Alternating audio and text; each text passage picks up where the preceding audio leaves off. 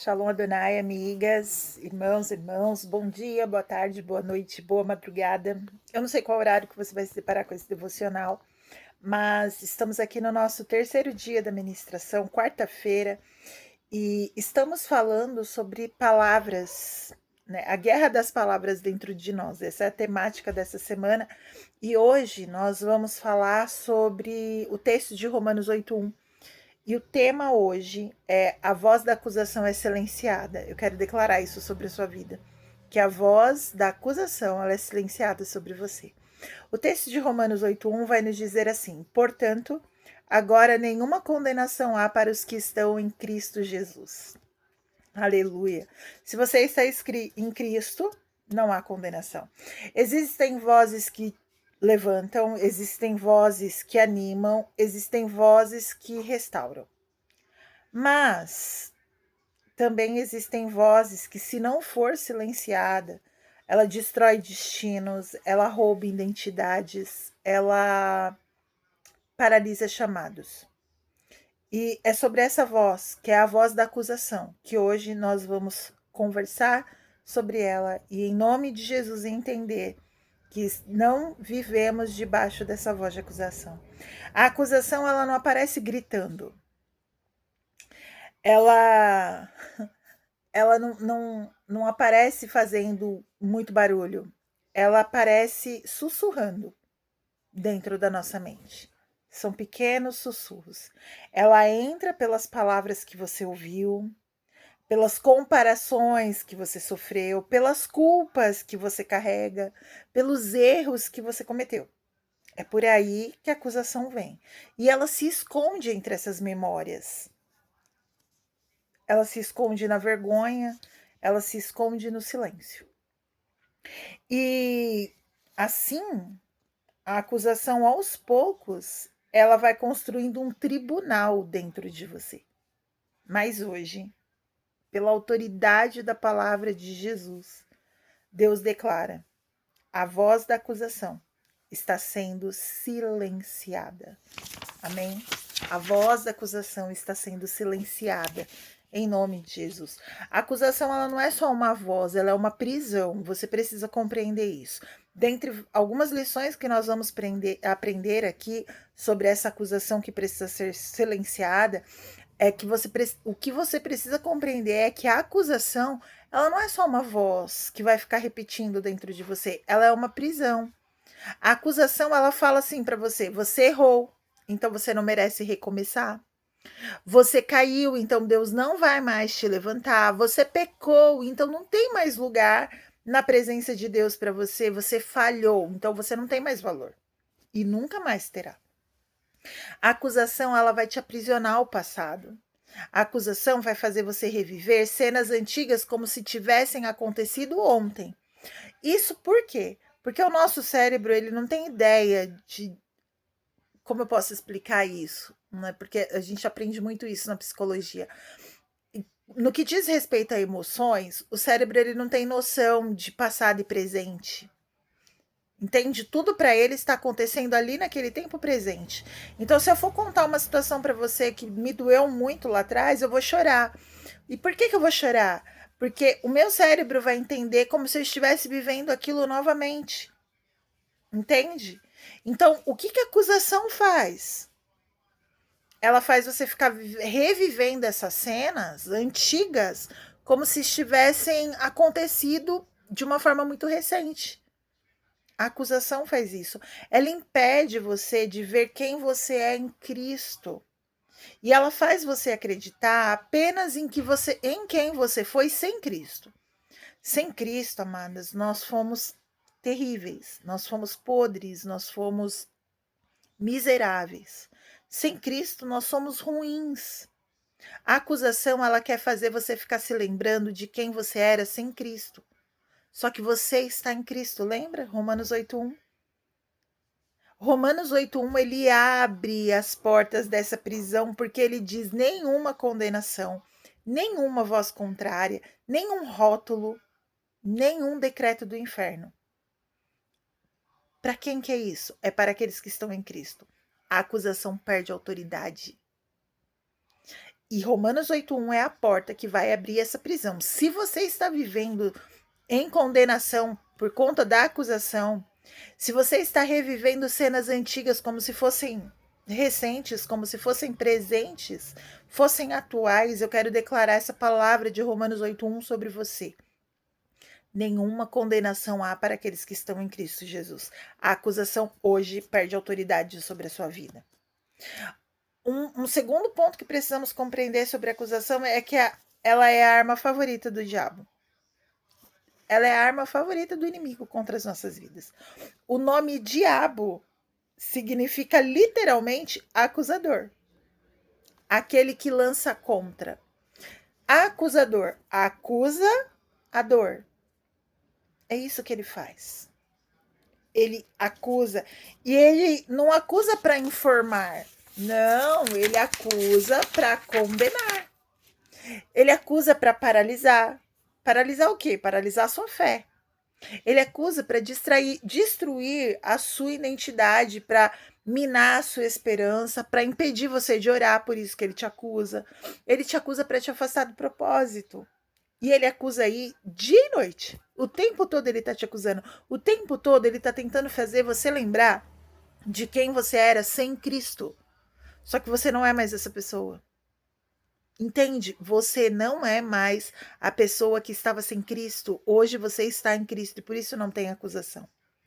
O diabo, ele aponta, ele relembra, ele esfrega o passado no nosso rosto. Mas tem uma verdade espiritual que eu quero compartilhar com você e declarar sobre a sua vida hoje.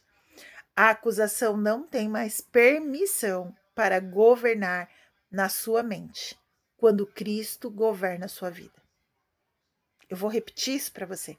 A acusação não tem mais permissão para governar a sua mente quando Cristo governa a sua vida. Estabeleça Cristo como governante da sua vida, o Senhor. Eu sempre costumo dizer isso, é fácil aceitar o Salvador. Quando nós fazemos nossa declaração de fé, eu aceito Cristo como meu Senhor e Salvador.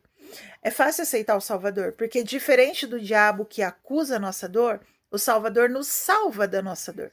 E é tudo que nós queremos, ser salvas da nossa dor. Então, é fácil aceitar o Salvador, mas e o Senhor? E o Senhor? É fácil de aceitar? Porque o Senhor é governo, é estabelecer o governo de Jesus nas nossas vidas. Mas eu preciso entender que a acusação, ela perde a permissão de governar a minha vida, a minha mente, quando Jesus está governando a minha vida. Então, aceitar o senhorio de Jesus também é sair dessa prisão da acusação sobre nós. E tem um ponto aqui que eu acho que é muito marcante, falou demais comigo, eu espero que fale com você também na mesma medida ou até mais. A cruz, ela não apenas nos perdoa, ela silencia a acusação. Olha que forte isso. Jesus, ele não veio apenas perdoar os nossos pecados, ele veio silenciar a sentença que pesava sobre nós. A sentença que pesava sobre você. Que sentença é essa? Colossenses 2,14 diz que ele cancelou o escrito de dívida que nos era contrário. Existia um título de dívida. Tinha um título de dívida meu e seu. E era contrário a nós. Jesus, ele cancelou isso. Tudo aquilo que te condenava, Jesus apagou, ele cancelou, ele rasgou tudo que te culpava. E o que ele fez? Ele cravou na cruz, porque o texto de Colossenses diz isso. Ele cancelou o título de dívida que nos era contrária, rasgando essa cédula e cravando-a na cruz, assim despojando todo o principado e potestade. Olha o que Jesus fez por nós. A cruz não apenas perdoou os nossos pecados, a cruz silenciou a acusação, porque a gente tinha uma carta contrária, uma carta de dívida, mas aí Jesus vem e anula o que condenava, apaga o que nos culpava, crava tudo na cruz. Por isso, Romanos 8:1, ele não é um versículo de consolo apenas, ele é um decreto espiritual. E que decreto é esse? O decreto que eu quero declarar sobre a sua vida hoje. Se você está em Cristo, não existe mais acusação que possa te prender. O céu não te acusa. Se você está em Cristo, não existe acusação que possa te prender. Por que a acusação não me prende? Por que ela não me prende? Porque o céu não me acusa, o Pai não me acusa, Jesus não te acusa, o Espírito Santo não te acusa, o único que te acusa é o inimigo. E ele já foi derrotado. Amém? Você precisa se apropriar dessa verdade. A acusação, ela é silenciada quando a verdade é ouvida. Entenda isso. Quando você ouve a verdade, a acusação, ela é silenciada totalmente.